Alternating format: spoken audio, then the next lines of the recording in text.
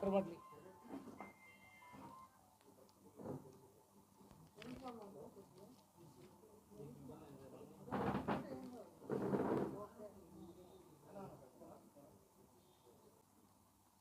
పత్రికా మిత్రులు, ఎలక్ట్రానిక్ మిత్రులు ఇక్కడికి వచ్చేసినందుకు మీకు అందరికీ నా శుభాభివందనాలు.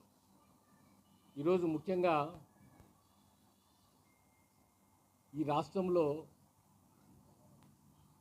జరుగుతున్నటువంటి పాలనా విధానం పైన, రాష్ట్రంలో రాబోయే కాలాలు అంటే కనీసము 10-15 రోజులు కూడా కాకముందే, 10 రోజులు కాకముందే ఈ రాష్ట్రానికి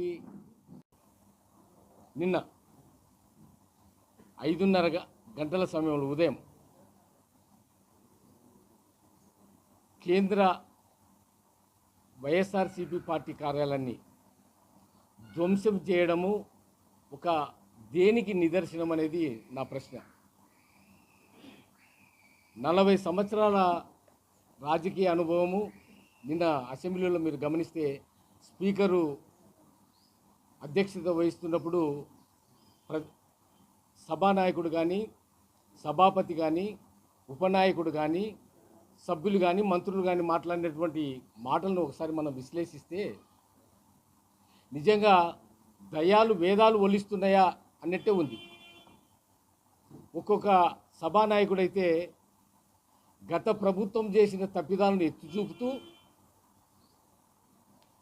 గత ప్రభుత్వం ఇట్లా చేసింది కాబట్టి మేము కూడా దానికి తగ్గే విధంగా, అంటే ప్రజలను కానీ, ప్రజాస్వామ్యాన్ని కానీ, ప్రజాస్వామ్య నాయకులు కానీ, ప్రజాప్రతినిధులు కానీ, అలాగే ప్రజా సంఘాలను కానీ మేము ఇలాంటి పరిపాలన చేస్తామనడానికి ఒక మార్గనిర్దేశము శాసనసభ సమక్షంలో ఇవ్వడం జరిగింది చంద్రబాబు నాయుడు గారు. ఒక విధంగా కించపరచట్లేదు, మేము అలాంటి చర్యలకు, అలాంటి దుశ్చర్యలకు పాల్పడమని చెప్తూ మరి దాన్ని కంటిన్యూ చేయడం. అంటే మీరు చేసినారు కాబట్టి మేమెందుకు చేయకూడదు అంటే సభలో మాట్లాడే మాటలకు, బయట వ్యవహరించే మాటలకు వ్యత్యాసం లేదు. సభ స్పీకర్గా ఎన్నుకున్నటువంటి సందర్భం ఎంతో పవిత్రమైన దినము.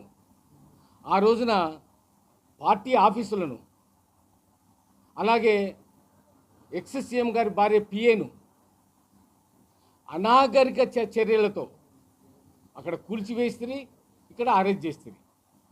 ఎస్, తప్పు చేస్తే ఎవరైనా శిక్షకు అర్హులు, చట్టానికి ఎవరు అతిథులు గారు అందరూ లోబడి ఉండాలి. మరి ఒకవేళ తెలుగుదేశం పార్టీ అధికారం లేనప్పుడు, ప్రతిపక్షం ఉన్నప్పుడు కొందరు నాయకులు, మంత్రులు మాట్లాడతారు 5 సంవత్సరాలు చీకటి రాజ్యం అంట. చీకటి రాజ్యంలో మేము 5 సంవత్సరాలు గడిపినాం భయభ్రాంతులతో.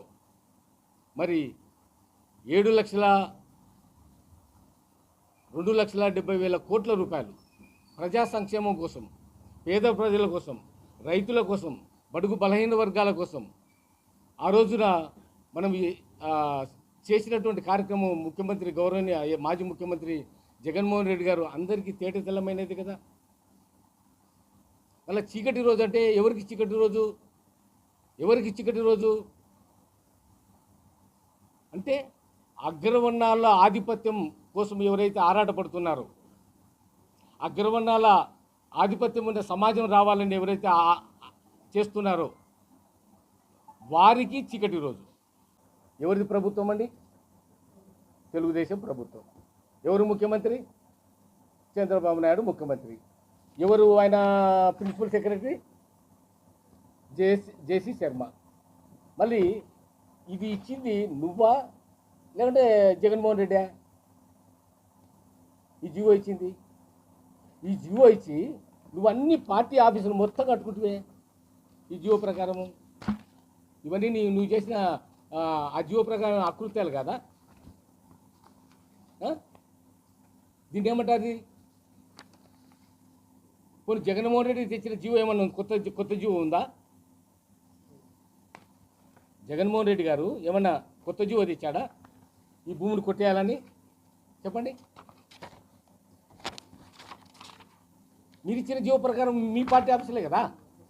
ఏదైతే political party, recognized political party ఎవరైతే గవర్నమెంట్ ఆఫ్ ఇండియా నుండి ఎలక్షన్ కమిషన్ ద్వారా ఎవరైతే వాళ్ళ నామ్స్ ప్రకారము అచీవ్ అయింటారో ఆ రికగ్నైజ్డ్ పొలిటికల్ పార్టీకి స్టేట్ ఆఫీస్ కట్టుకోవాలంటే 4 ఎకరాలు నువ్వే రాసినావు కదా, డిస్టిక్లో అయితే 2 ఎకరాలు నువ్వే రాసినావు కదా. నువ్వు ఇచ్చిన నోటీసును హైకోర్టులో ఛాలెంజ్ చేస్తే ప్రొవిజనల్ ఆర్డర్ను కూడా మీరు లెక్క చేయకుండా కూల్చినారు కదా. మీరు పాలన పైన, అభివృద్ధి పైన, ప్రజా సంక్షేమం పైన మీరు కేంద్రీకరించండి. కానీ ఇలాంటి కక్షపూరితమైనటువంటి ఆలోచనలు, మీరు చేసినటువంటి కార్యక్రమానికి మీరే తిలోదకాలు ఇచ్చే కార్యక్రమాలు చేయొద్దని నేను మనసారా ప్రభుత్వాన్ని కోరుకుంటూ